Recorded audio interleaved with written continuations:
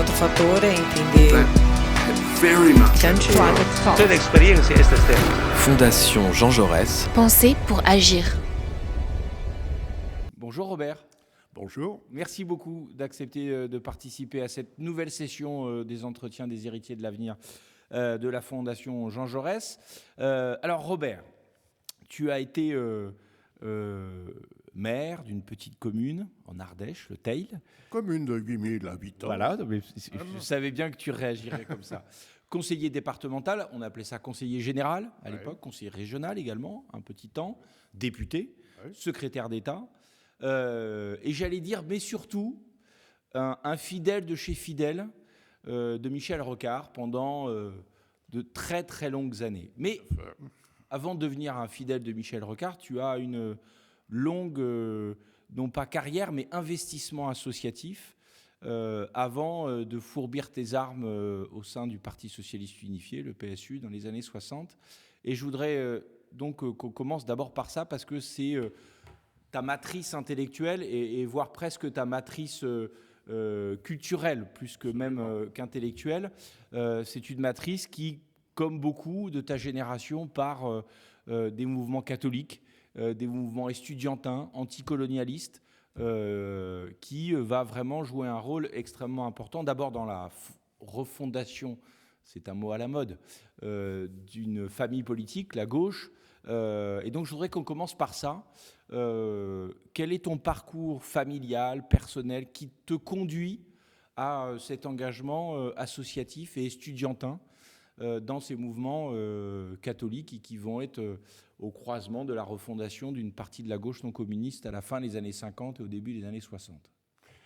Oui, effectivement, donc c'est un témoignage à la fois d'une personne, mais aussi d'une génération. Donc celle des mouvements d'action catholique, mais également des jeunes socialistes qui ont rompu avec leur parti pour en fonder un autre. Et donc je suis effectivement de cette génération.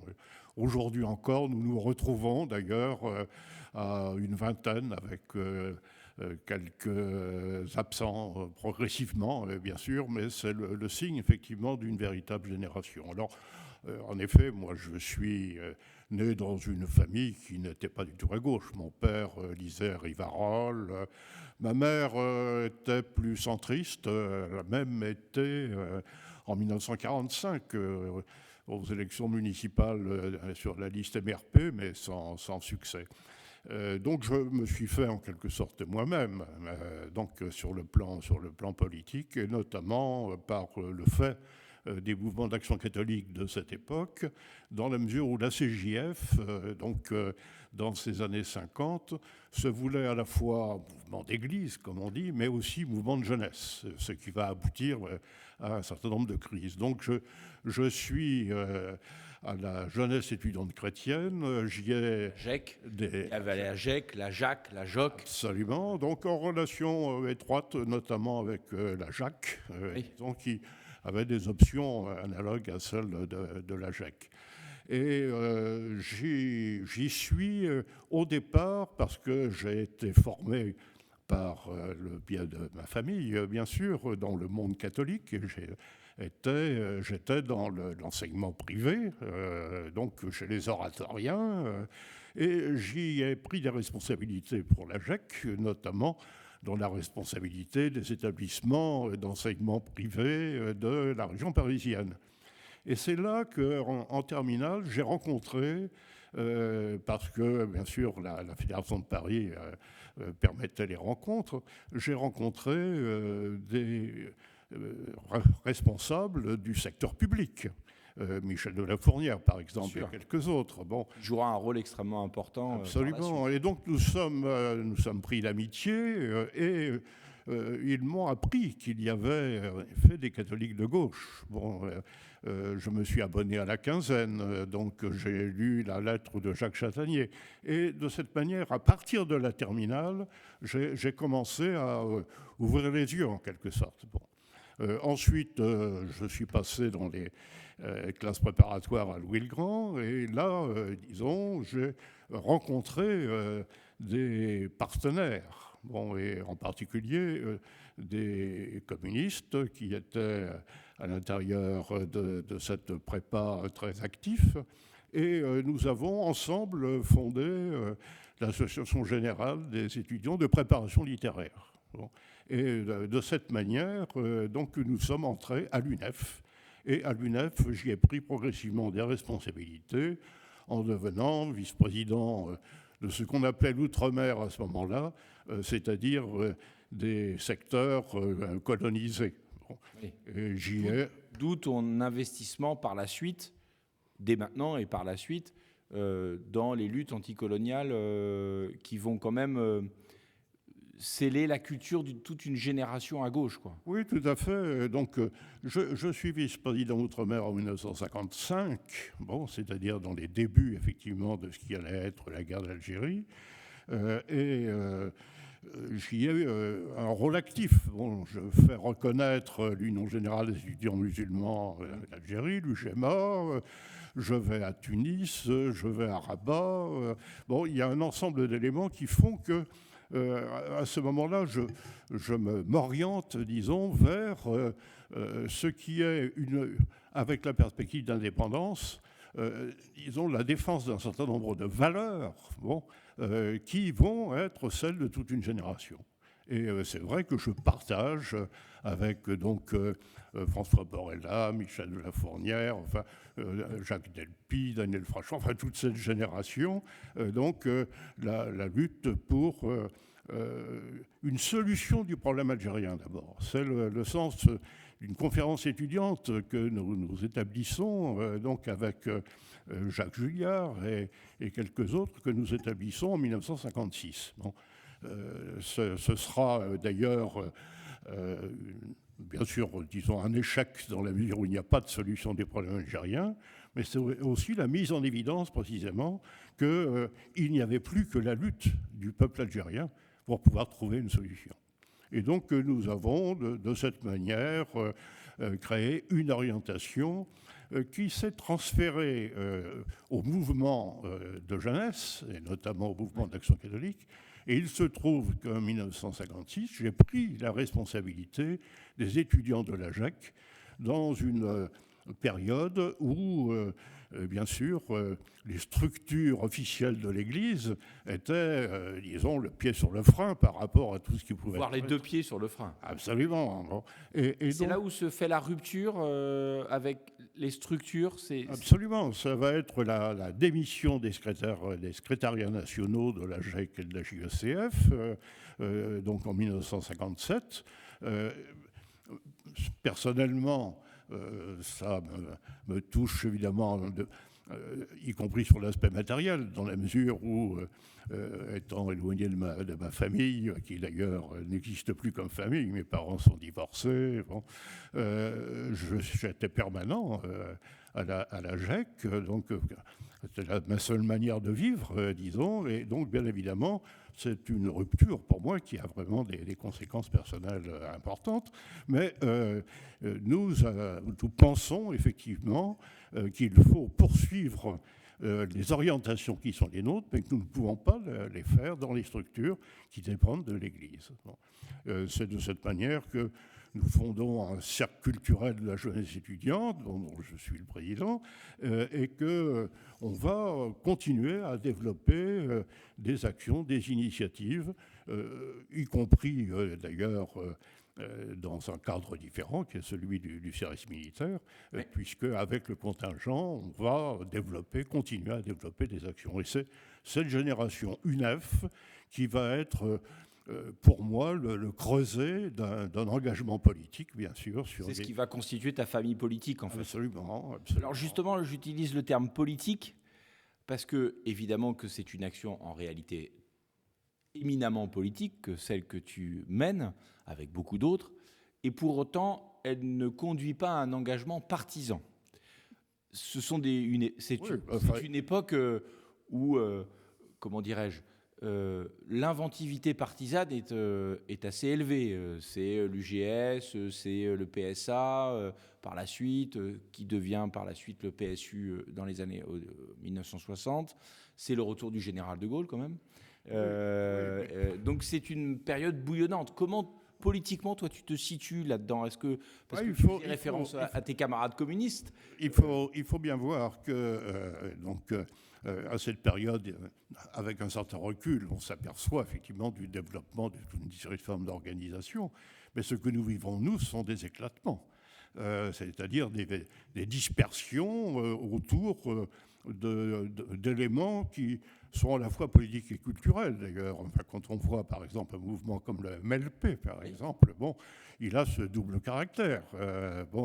Avec une revue qui s'appelle Perspectives socialistes. Absolument. Et donc, nous travaillons avec Perspectives socialistes. Je dis nous dans la mesure où c'est constitué, dans une adresse qui est le 94 de Notre-Dame-des-Champs, c'est constitué une série de groupes sur des sujets très divers, y compris d'ailleurs avec une volonté de former des jeunes, qui fait que, je n'ai pas besoin d'adhérer à un parti dans la mesure où ce type de formation, disons, est en rapport avec plusieurs partis.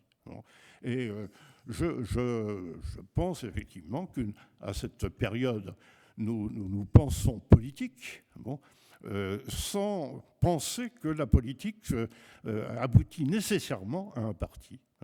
Et c'est d'ailleurs ce que je partage avec des gens qui, par la suite, ont des parcours différents, comme Jacques Julliard ou Emmanuel Terret, par exemple, qui forment avec moi, disons, cette revue qu'on a appelée Documents étudiants, qui continue de poursuivre la réflexion de ce qu'on continue d'appeler la minorité de l'UNEF, mais qui est devenue majoritaire à l'UNEF.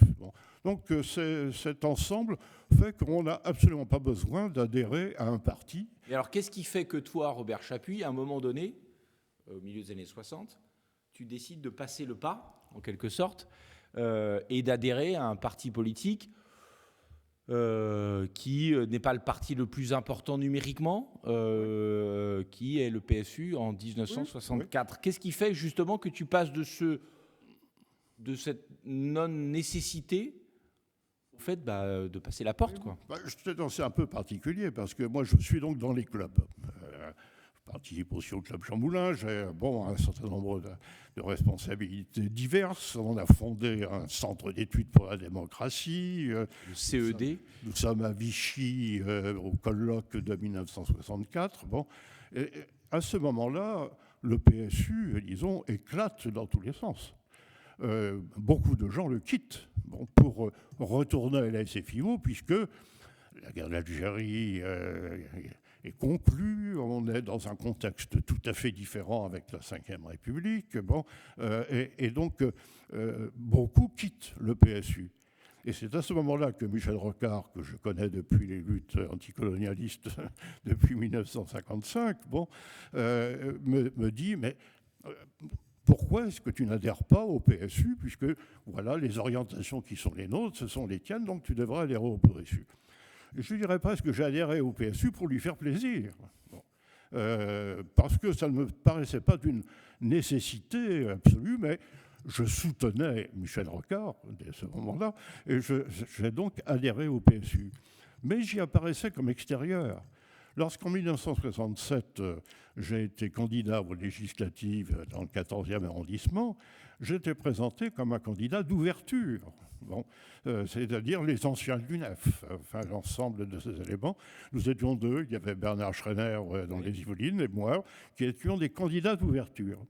Mais ce qui s'est passé, c'est que 1967, il y a eu des législatives, mais il y a eu aussi la crise du PSU. Et donc le départ de Gilles Martinet, de Popren, enfin l'ensemble effectivement de ceux qui vont rejoindre le nouveau parti socialiste qui va se constituer.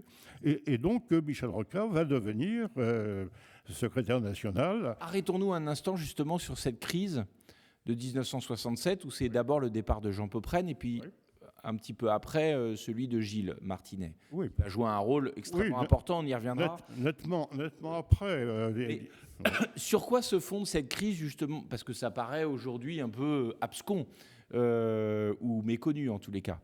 Sur quoi se fonde, d'après tes souvenirs, cette crise de 67 qui quand même conduit au départ de Jean Popren, qui était une personnalité politique déjà conséquente. Qui avait son orientation. Jean Popren a toujours été pour le front de gauche, pour le front de classe, disons, confondons front de gauche et front de classe. Bon, on pourrait débattre. Mais Jean Popren représentait un courant du PSU, mais ne représentait pas le PSU. Bon. Et donc, pour ma part, j'étais effectivement dans les orientations qui étaient celles des fondements, en quelque sorte, du PSU, et notamment celle de la Fédération de Paris, à laquelle j'appartenais, qui était dirigée par Marc Hurgon. Et donc, cette orientation a voulu continuer le PSU en estimant que sa tâche n'était pas terminée, et avec sans doute des ambiguïtés qui apparaissent par la suite entre Marc Hurgon et Michel Rocard, par exemple. Bon.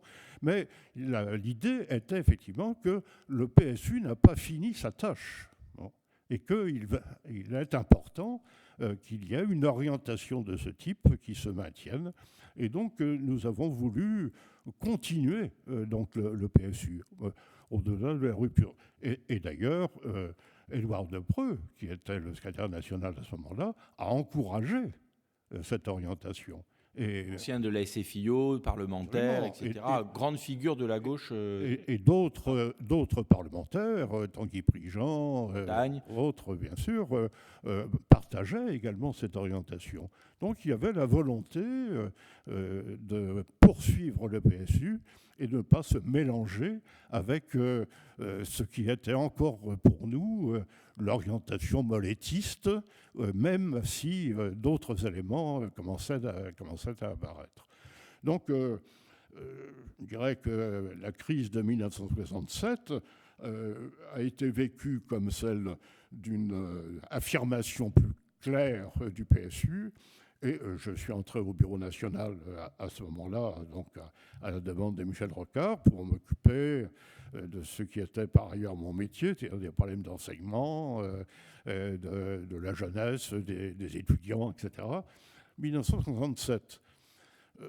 Il va y avoir 1968. Petite déflagration, 1968, qui va avoir des incidences colossales évidemment sur la société, etc. Mais polarisons-nous sur le PSU aussi. Aussi sur le PSU, avec le fait que j'étais, disons, un peu en première ligne en fonction de mes responsabilités, et que on va voir, disons, à partir de 1968, un débat pour savoir qu'est-ce que ça veut dire que d'être révolutionnaire.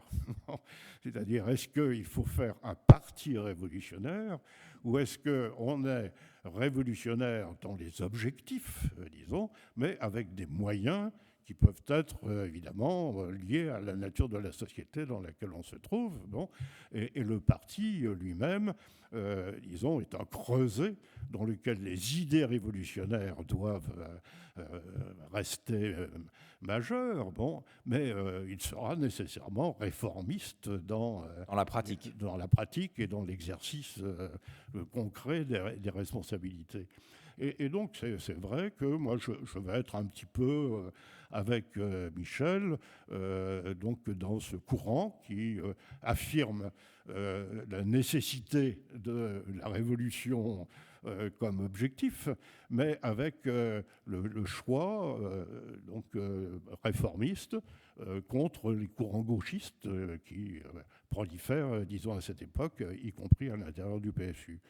Et je vais de cette manière, je vais devenir avec Jean Le Garec, d'ailleurs secrétaire national adjoint, donc aux côtés de Michel Rocard. Jean Le Garec qui rejoindra, comme beaucoup on y viendra, le Parti socialiste, qui sera un grand député du Nord, et qui jouera un rôle énorme dans les affaires sociales notamment. Oui, tout à fait. Et donc nous sommes ensemble aux côtés de Michel Rocard, donc à cette époque. Et nous réussissons au Congrès de Lille en 1971 à maintenir une courte majorité pour Michel Rocard. dont on ne sait pas s'il l'a regretté lui-même ou pas par la suite, mais en tout cas, il y a eu cette orientation qui fait que le PSU s'est retrouvé avec une ligne politique, disons, majoritaire, qui s'est affirmée ensuite donc au Congrès de Toulouse du PSU en 1972 à travers un manifeste qui s'appelait « Contrôler aujourd'hui pour décider demain ». Bon, la perspective autogestionnaire partagée donc avec la CFDT. Comment, à ce moment-là, puisque vous voulez être dans un parti à visée révolutionnaire, mais à pratique, j'allais presque dire social-démocrate ou parlementariste en tous les cas ne refusant pas de s'intégrer dans le système parlementaire, puisque Michel est élu lui-même député des Yvelines en 1969, après la campagne présidentielle où il émerge, médiatiquement en tous les cas, avec un score de 3,9% de mémoire. Comment vous vivez-vous au PSU, en tous les cas dans la majorité du PSU, le congrès d'Épinay et les premières discussions avec le MRG d'un côté et le Parti communiste de l'autre? Comment vous vivez ça? Est-ce que vous vivez ça comme un espèce d'accord d'appareil, de vieux appareils un peu décatis, où on ripoline un peu dessus, quoi, ou est-ce que vous vivez ça comme une perspective de changement stratégique véritable et qui va bien modifier les rapports de force à gauche? Non, je crois que ce qui caractérise le PSU, c'est qu'il a des militants. Il a des militants, il a une base, et ce qui apparaît dans ce que tu viens de dire n'est absolument pas perçu par les militants. Le mouvement radical de gauche, pour eux, c'est quoi? Les radicaux, à travers les grandes villes, disons, du pays, qu'est-ce que ça représente en dehors de ce que l'on sait pour Toulouse? Bon. Ce qui se passe, disons, à la suite du congrès d'Épinay est encore extrêmement incertain. Dans une certaine mesure, on est même quelque peu dubitatif, dans la mesure où le congrès d'Épinay, c'est aussi la mise en minorité de Savary, l'ancien du PSU. Et donc, on a cette incertitude sur l'avenir de ce qui se fait, effectivement, dans ce mouvement nouveau qui apparaît à travers un parti socialiste qui cesse d'être le NPS pour devenir quoi? Le parti de François Mitterrand. Mais ce que représente François Mitterrand à ce moment-là, est tellement à la distance du PSU qu'on ne voit pas ce que, effectivement, cela peut produire. Et pourtant, c'est à ce moment-là, on en parlait tout à l'heure, que Gilles Martinet quitte le Parti socialiste. 72. Oui, en 72. 72. Pour rejoindre le Parti socialiste en collaborant avec le CRS à l'époque. Lui-même l'a oublié, il l'oublia assez vite, en créant une petite revue qui s'appelait Frontières. Oui. Donc, ce débat stratégique, parce qu'en fait, c'est aussi un débat stratégique, il existe au sein du PSU, puisque Gilles Martinet a quand même été aussi secrétaire national du PSU, peu de temps. Ça a été tous les cas, une des figures. Non, précisément, c'est un des problèmes pour Gilles Martinet, c'est qu'il n'a pas été secrétaire national du PSU. Et donc, il ne se voyait pas d'avenir dans le PSU. Et bien évidemment, les courants gauchistes qui se sont développés, en particulier à Paris, avec Marc Lorgon, Jacques Sauvageau et quelques autres, faisaient que le secteur dans lequel se trouvait Gilles Martinet ne lui permettait pas d'exister politiquement. Et donc, je dirais, il s'est mis de côté et donc est entré effectivement au CRS et au Parti socialiste à ce moment-là. Il n'a pas entraîné beaucoup de monde. Non. Et donc, ça n'a pas représenté, disons, pour nous, réellement une crise du PSU. Ça a été des départs d'un certain nombre de personnes en nombre limité, avec peu d'effet dans les bases même du PSU. Et donc, c'est simplement un constat. Ça n'empêchait pas d'ailleurs les amitiés. Oui, bien sûr.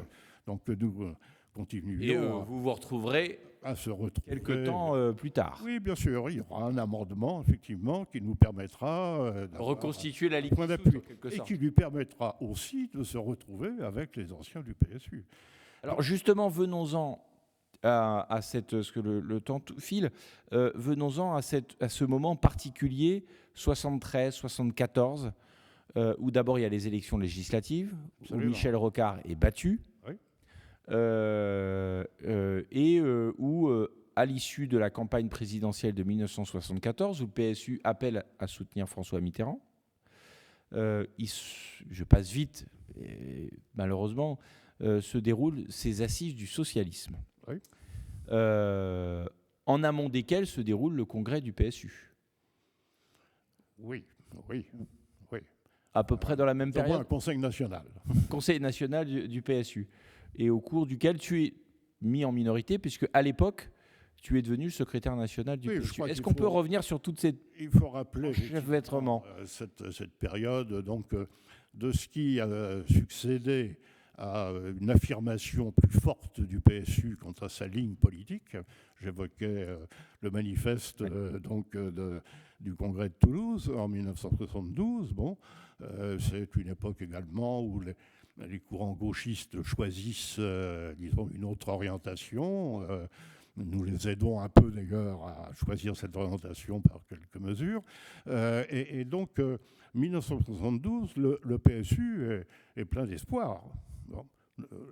Ce qui se passe au Parti socialiste à cette époque est marqué aussi par des divisions importantes entre le CRS et avec lequel nous avons de bons contacts, bon, et par ailleurs d'autres orientations, disons, à l'intérieur de ce qui commence à être le Parti socialiste.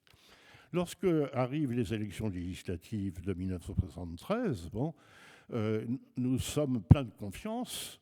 Nous avons des succès de public. Bon, les réunions sont extrêmement fréquentées. Bon, mais je raconte souvent cette expérience lorsque je distribuais des tracts à la sortie du métro à Montparnasse, où je continuais à me présenter, bon, où une femme me dit « Ah, j'étais à votre dernière réunion, c'était formidable, etc. » Alors, j'avais voté socialiste donc lors des élections. Et c'est vrai que nous avons animé la campagne très souvent, mais ce qui a profité au Parti socialiste. Et ça a été les résultats de 1973, avec notamment donc, l'échec de Michel Rocard. Comme il reprenait du même coup son travail à l'inspection des finances, il m'a demandé si je pouvais donc prendre la responsabilité du secrétaire national. Je suis devenu le secrétaire national avec un assez large accord, d'ailleurs. Il y avait toujours un certain nombre d'oppositions, mais je n'ai pas eu de difficultés particulières, disons, à ce moment-là. Et nous avons commencé à prendre une orientation qui a été définie en commun avec la CFDT. J'ai participé à une réunion chez Jacques Julliard, où se retrouvaient Edmond Maire, Michel Rocard, un représentant de Pierre Mauroy, qui a défini les assises. Les assises du socialisme, qui ont été voulues par Pierre Mauroy et acceptées par François Mitterrand, permettaient effectivement cette jonction entre ce qu'on a appelé historiquement la deuxième gauche, donc c'est-à-dire la CFDT, le PSU et un certain nombre de groupes qu'on a appelés la troisième composante des assises. Bon. Je crois qu'il faut bien voir qu'à ce moment-là, il y a une dynamique qui s'est créée, qui correspondait à une dynamique à la fois d'opinion et de société, bon, que l'on a vu dans l'élection présidentielle de 1974. Bon. Donc les assises du socialisme étaient la perspective d'une grande réunion, d'un grand rassemblement de tout ce qui est la gauche non communiste, il faut dire. Bon.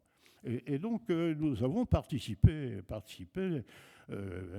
à cela de bon cœur. Bon. Le problème, disons, c'est que dans ce contexte, il fallait avoir une affirmation qui permettait au PSU d'avoir l'assurance que les orientations autogestionnaires en particulier continueraient d'être appuyées, disons, qui impliquait que le PSU soit suffisamment présent. Bon. Pourquoi pas, d'ailleurs, un parti des socialistes et pas simplement un parti socialiste. Enfin, il y a eu tout ce débat. Et c'est dans ce contexte qu'est venu le Conseil national d'Orléans, donc en octobre 1974, pour les assises qui devaient se dérouler quelques semaines plus tard. Bon. Le courant gauchiste qui animait la Fédération de Paris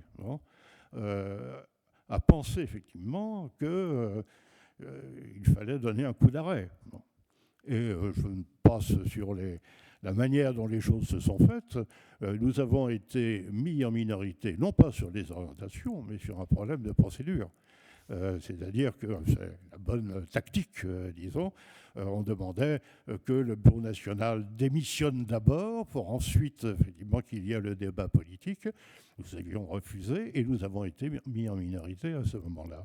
Cela a donc créé une situation où nous avons quand même voulu poursuivre le processus des assises et nous avons maintenu un courant des assises qui a participé aux assises de 1974, donc, pendant que le PSU poursuivait, disons, sa course, jusque en 1980.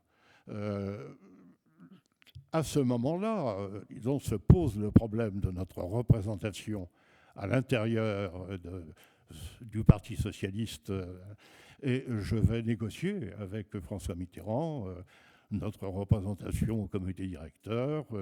Ce sera difficile, mais nous avons quand même une certaine représentation significative donc, dans le cadre de ce comité directeur, et nous allons adhérer en décembre 1975 dans nos diverses fédérations. Nous allons adhérer au Parti socialiste. Et c'est alors qu'au congrès de Pau, donc en 1975, avec l'appui de Gilles Martinet, il y aura une participation à la majorité du Parti socialiste, puisque le CRS reste en retrait. Donc là commence quand même une autre, non pas une autre vie, mais une autre manière de militer, puisque tu rentres dans une organisation en pleine dynamique, qui connaît un boom important en termes de nombre de militants, d'inscription dans des terres électorales difficilement imaginables quelques années auparavant, bref, et au lendemain de l'élection présidentielle de 1974, qui, comme tu le rappelais, était quand même... Ça a été le point d'appui. Ouais. Un point d'appui extrêmement important. Et il y a cette phase un peu particulière où donc Michel Rocard et toi et beaucoup d'autres, vous intégrez cette majorité. Majorité qui est quand même un peu composite, y compris culturellement, entre Pierre Jox, Jean Paubrenne, Michel Rocard, évidemment François Mitterrand, etc. Tout ça forme un espèce de maelstrom où on a le sentiment de vivre pratiquement en direct la construction d'une synthèse politique, quoi. Oui. Comment ça se passe ? Est-ce que ça se passe... et là, je ne parle pas de rapports humains, parce qu'ils peuvent être à la fois détestables et très agréables. Heureusement que ça dépasse les questions politiques. Mais comment ça se passe politiquement ? Est-ce que vous trouvez assez aisément votre place dans les sections, dans la structuration du parti, la préparation des cantonales de 76, la préparation des municipales de 77, etc., etc. Oui, je crois qu'il faut être très clair sur cela. Comme on dit, l'union est un combat. Le combat a été interne. Hein. Bon. Nous avions, depuis les assises, disons, un lien étroit avec Pierre Mauroy. et avec tout ce que Pierre Mauroy représentait à la base, disons, du parti. Donc dans les fédérations où Pierre Mauroy avait une influence, disons, nous n'avons pas eu de problème particulier, nous sommes intégrés et donc nous avons contribué à lui maintenir la majorité. Dans d'autres fédérations, ça a été quand même le combat. Bon. Et de fait, dans beaucoup de sections, il y avait des tendances qui étaient différentes, avec des majorités qui étaient différentes, puisqu'il y avait le CRS, d'une part, qui avait sa politique propre, Notamment dans la Fédération de Paris. Qui était bien sûr. fort. Il y avait donc Mauroy, il y avait les amis de François Mitterrand, bon, et nous. Bon. Les 4 éléments dans bien des fédérations. Moi, j'ai été amené à visiter plusieurs fédérations, bien sûr, et notamment à avoir des réunions où les 4 tendances étaient représentées pour pouvoir trouver une issue au conflit qui se faisait entre les divers courants. Donc, disons, à la base, ça a été difficile. Il se trouve qu'en ce qui me concerne personnellement, un choix a été fait, disons, un peu au hasard. Bon, en effet, François Mitterrand m'avait demandé, donc, en 1975, au moment où je suis entré donc, au Parti socialiste, au comité directeur, bien sûr, donc de présenter au comité directeur la position du parti sur la question du nucléaire. Le piège pour un ancien du PSU était quand même assez clair. C'était florentin, dirons-nous. Tout à fait. Mais avec notamment donc, André Bouloche, nous avons pu donc faire une proposition au comité directeur qui a satisfait les uns et les autres. Et de cette manière, donc, je suis devenu délégué national à ce que François Mitterrand appelait la technologie. C'est un secteur un peu incertain et qui en réalité recouvrait l'énergie, disons, la recherche, et auquel j'ai ajouté assez vite une série de secteurs industriels qui fait que cette délégation nationale a permis de créer réellement des capacités d'influence du parti dans des domaines extrêmement variés, notamment, bien sûr, dans tous les secteurs de l'énergie. D'ailleurs, tu continueras à être très intéressé à ça, puisque quand tu seras parlementaire entre 81 et 86, tu seras à l'origine de la création de quelque chose qui existe toujours, l'Office d'évaluation, l'Office parlementaire, qui joue un rôle extrêmement important d'évaluation des politiques scientifiques et de la recherche. Et nous aujourd'hui d'ailleurs. Hein. Tout à fait. Nous avons à ce moment-là, disons, des groupes qui vont, dans les années qui suivent, et qui vont donc permettre en 81 d'aller de l'avant dans toute une série de secteurs.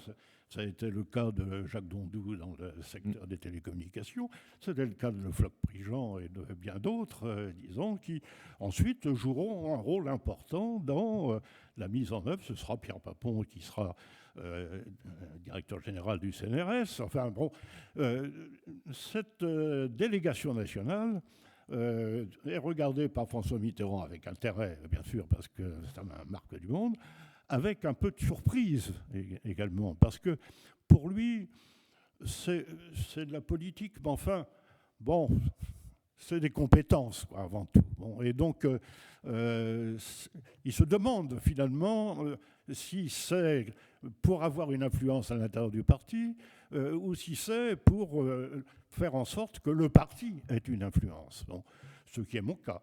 Bon, je n'ai jamais utilisé la délégation nationale pour favoriser un courant. Dans une démarche de courant.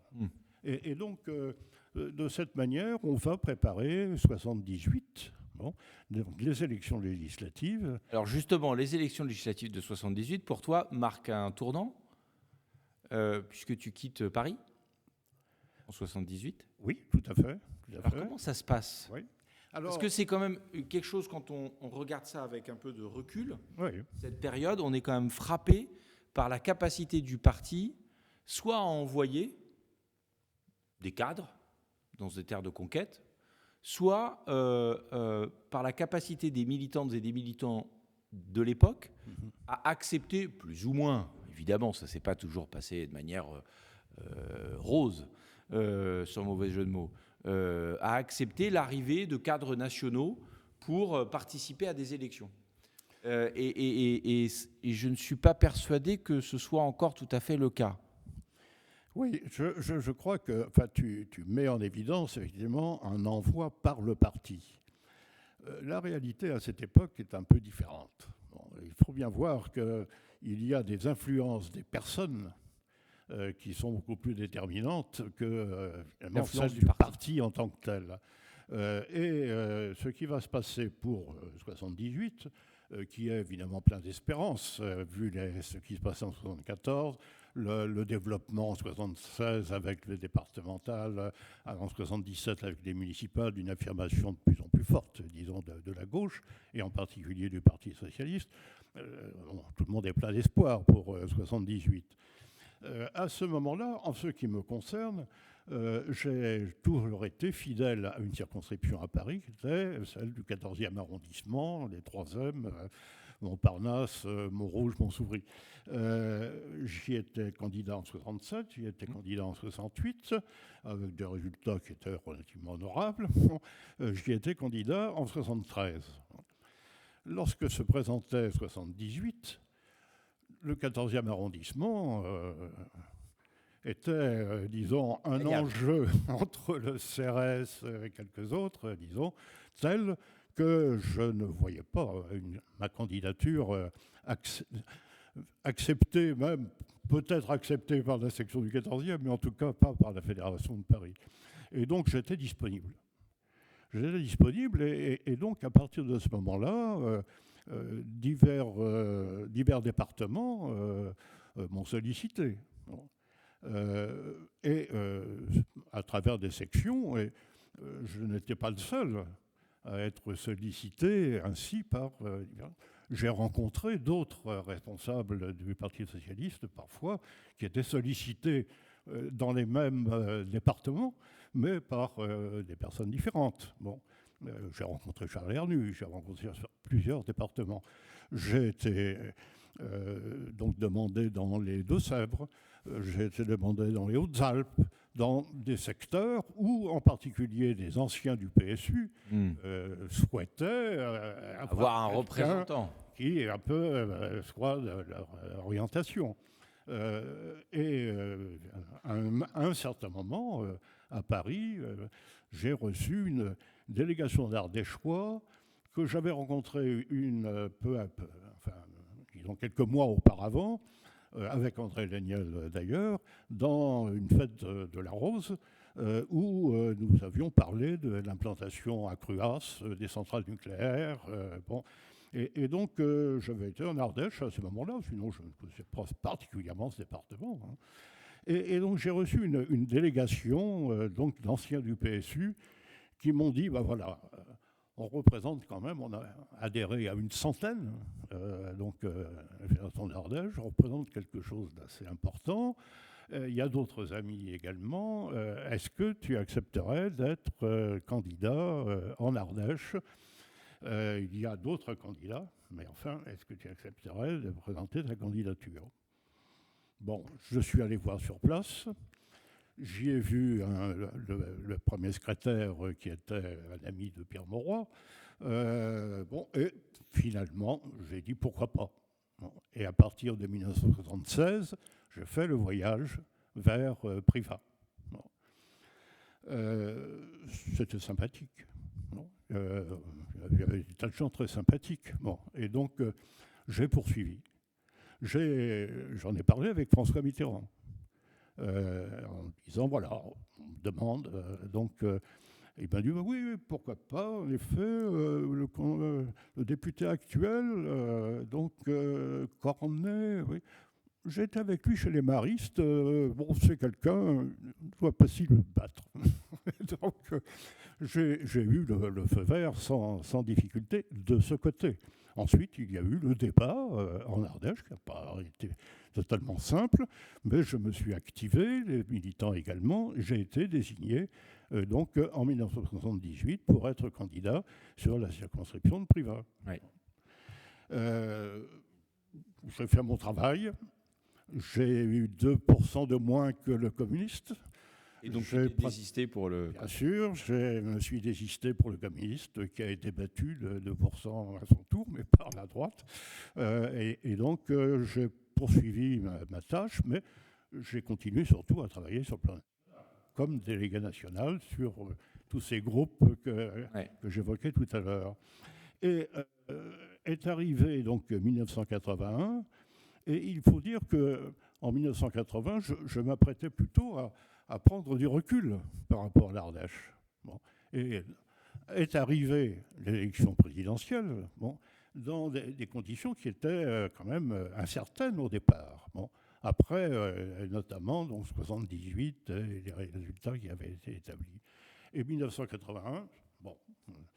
Pourquoi te préparais-tu, je rebondis dessus, à prendre du recul par rapport à l'Ardèche? Parce que c'était compliqué de t'y rendre Parce qu'on avait formé d'autres personnes et il y avait des successeurs possibles. Ouais. Il y avait du potentiel local. Absolument. Et donc tu estimais que ta tâche était en fait réalisée. Et celui que je vais prendre comme suppléant, donc en 1981, qui était maire de La Voulte, avait toute capacité, disons, à être effectivement candidat. Bon.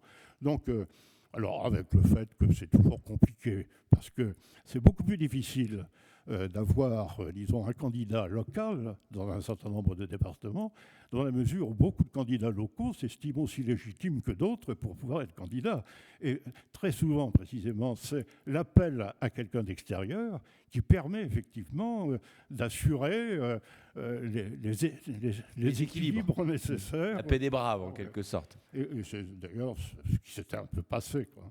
Donc en 1981, je vais forcément être à nouveau candidat et je vais être élu. Et si je m'apprêtais, disons plutôt à me retirer, c'était de manière à développer mes fonctions nationales et à me consacrer avant tout à ces fonctions nationales.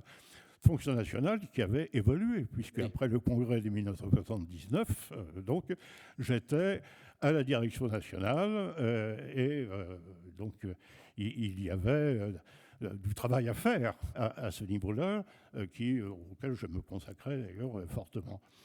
Avec 1981, donc je vais devenir ardéchois.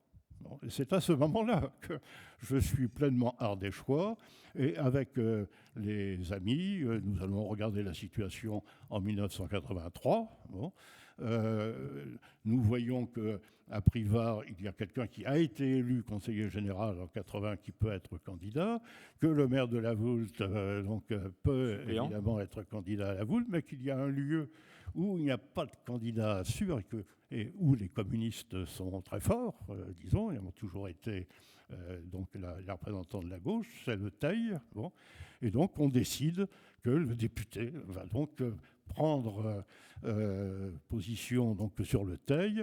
Il n'y aura pas d'union de la gauche parce que les communistes réclament la tête de liste donc au premier tour. En 83, qui plus est, la période n'était plus à l'union de la gauche, au municipal au premier tour. En tout cas. Oui. Donc avec le fait que donc nous affirmons effectivement que le député est pleinement, disons, légitime pour mener la liste. Donc ça se fait malgré tout en bon terme. Et au deuxième tour, il y a union de la gauche, avec donc un deuxième adjoint communiste qui est resté d'ailleurs un ami, disons encore même aujourd'hui. Et donc nous l'emportons assez nettement en 1983.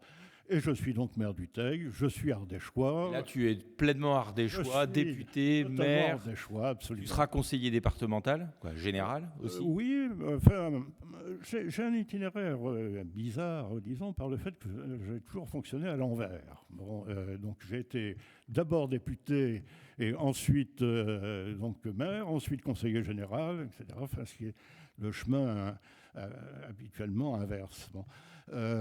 Donc, en ce qui me concerne, j'ai donc un travail à faire sur le plan local. Donc, je suis pleinement maire, mais en même temps, je continue d'avoir des responsabilités nationales et notamment je vais participer à tout ce qui devrait permettre à Michel Rocard de s'affirmer effectivement comme le successeur de François Mitterrand. Bon. Donc ton investissement, et je termine par là, je voudrais terminer effectivement par où on a commencé en réalité, par Michel Rocard, quelque part, sur cette filiation et cette proximité intellectuelle et politique et amicale. Oui.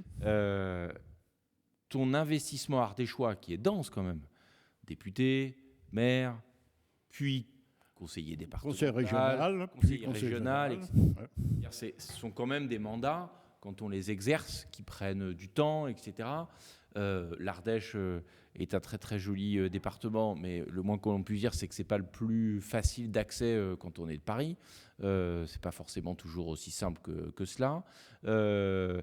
Malgré tout cela, ton appétence et ton engagement, je ne vais pas dire qu'il est d'abord et avant tout, mais il est également en faveur de Michel Rocard et de faire en sorte qu'il devienne candidat à la présidence de la République. Oui, absolument. Ça n'est pas simplement une attitude personnelle, c'est celle de tout un courant, c'est celle, disons, de toute une orientation qui s'est affirmée, puisque donc on va avoir donc le congrès de Valence donc en 81 avec quelques difficultés, donc où je vais devoir à nouveau négocier ferme pour maintenir quand même un minimum et donc essayer de traduire le moins 10% sur lequel je m'entends avec Louis Mermoz, donc non seulement au niveau national, mais au niveau des fédérations. Donc il faut voir que je suis à ce moment-là responsable de ce qu'on appelle le courant des assises, qui s'appelle lui le courant du manifeste, donc dans l'orientation qui était celle du PSU, et que j'ai voulu conserver des assises. Nous avons un bureau particulier, près de la Bastille, donc le courant des assises, qui publie un bulletin qui s'appelle le Manifeste. Bon, je suis donc le responsable de ce qui est le courant rocardien sans Rocard, dans la mesure où Michel Rocard, lui, veut rester totalement autonome et estime qu'il ne faut surtout pas qu'un courant puisse s'affirmer comme étant, disons, une partie du parti, alors que lui, ce qui l'intéresse, c'est le parti dans son ensemble.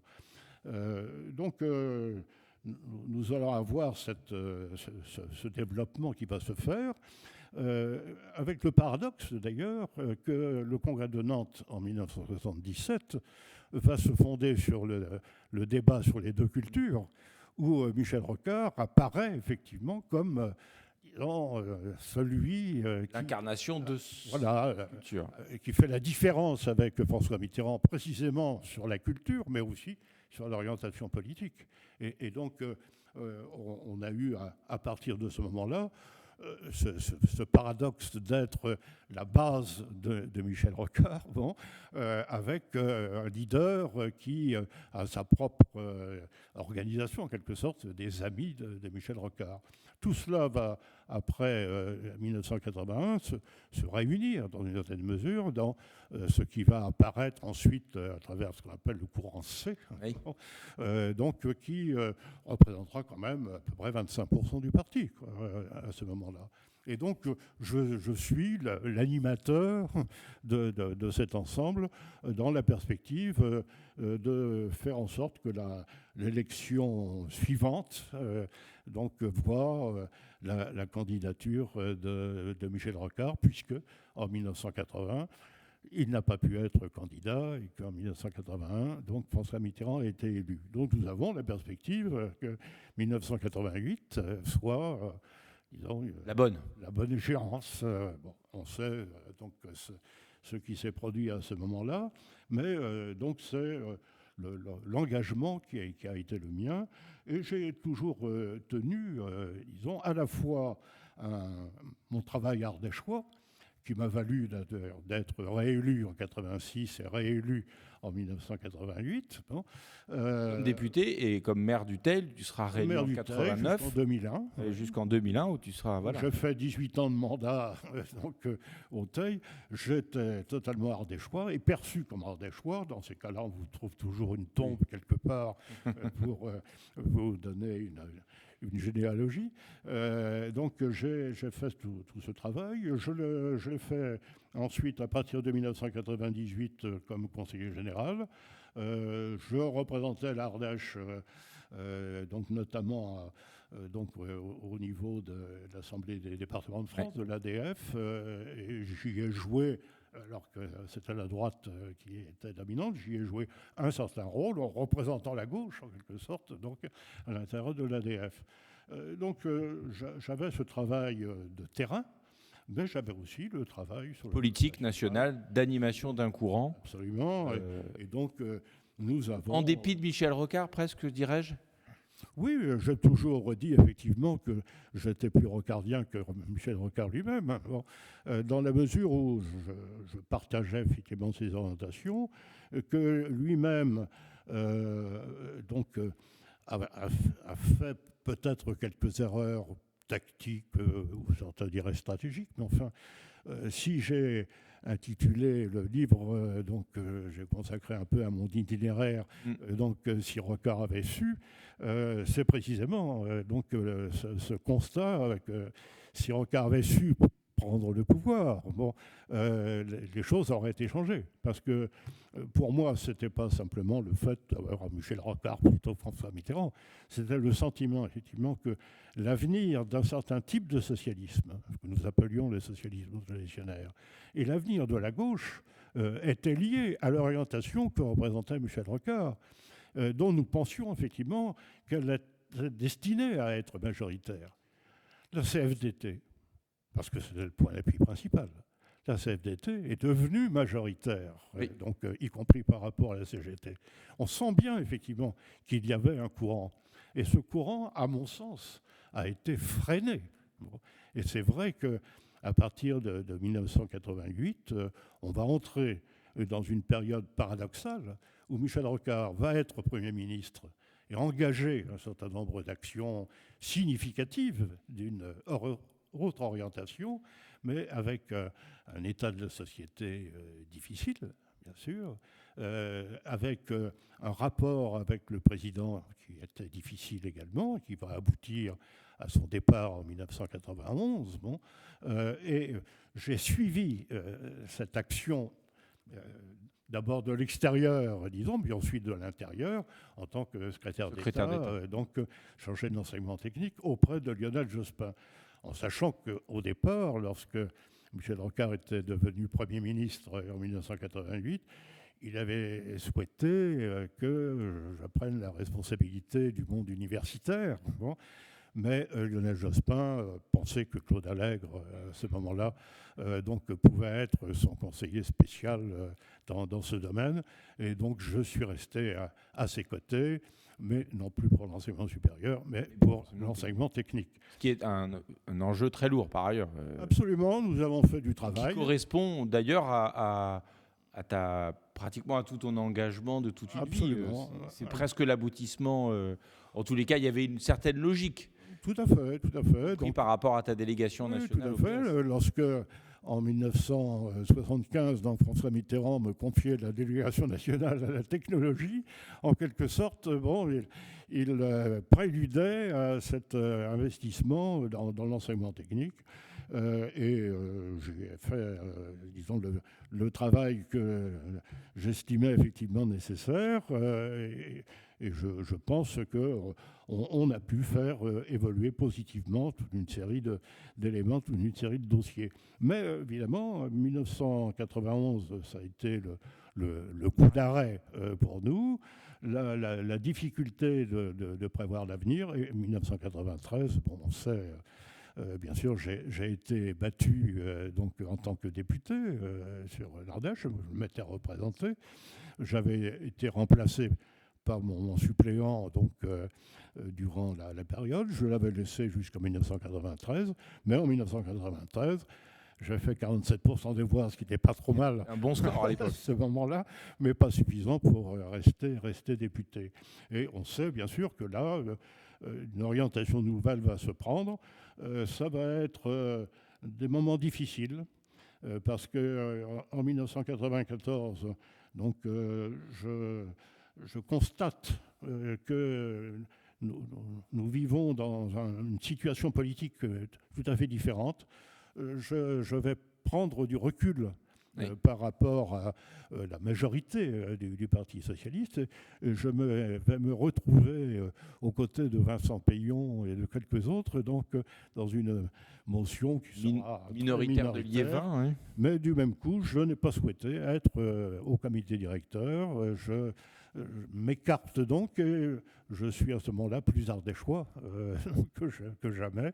Je serai conseiller général. Donc l'ensemble de cette action se traduira plus effectivement par mon engagement local que par... Voilà, l'engagement local, national. À ce moment-là, finit de primer sur l'engagement national, ce qui correspond aussi à la fin, après l'échec des européennes de 1994, avec la fin de l'aventure politique en réalité de Michel Rocard. Tout à fait. Et donc cette perspective d'une victoire culturelle et politique s'éloignant, l'Ardèche a gagné.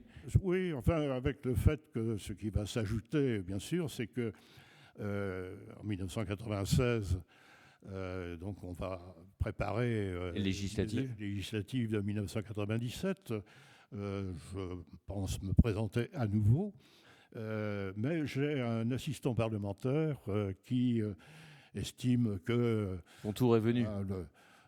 Le jour est venu, que la jeunesse l'emporte, bien sûr, et donc comme l'électorat de base est quand même assez limité, c'est une centaine de personnes, je ne me méfie pas, d'ailleurs, je lui ai proposé d'être mon suppléant, mais je ne me méfie pas, et donc une majorité, relativement courte, enfin une majorité quand même, choisit comme candidat pour les législatives, Pascal Terrasse. Bon. Et à ce moment-là, donc, je suis à l'écart et je me consacre davantage au département, donc, où je serai élu conseiller général en 1998. J'ai les mêmes difficultés, d'ailleurs, sur le plan local. En 1995, il y a des élections législatives. Les municipales. Et à ces élections municipales, disons, se présente notamment mon premier adjoint, qui s'écarte avec quelques autres. Je me suis maintenu donc, de toute façon avec, disons, la majorité, avec l'appui d'ailleurs du Parti communiste à ce moment-là. Donc j'ai poursuivi, mais une troisième liste de droite avait fait appel donc, au tribunal administratif, qui avait envisagé de casser les élections. J'ai fait appel au Conseil d'État qui m'a donné raison et qui a sanctionné même d'ailleurs celui qui avait fait l'appel. Donc j'ai été maintenu comme maire du Teil, que je suis resté jusqu'à 2001, mais j'étais évidemment dans un contexte moins agréable, plus difficile, et qui correspondait, disons, à ces moments politiques également, cette période politique de la fin des années 90, qui a été quand même lourde, très, très difficile, et dont on voit encore les effets d'ailleurs. Merci Robert.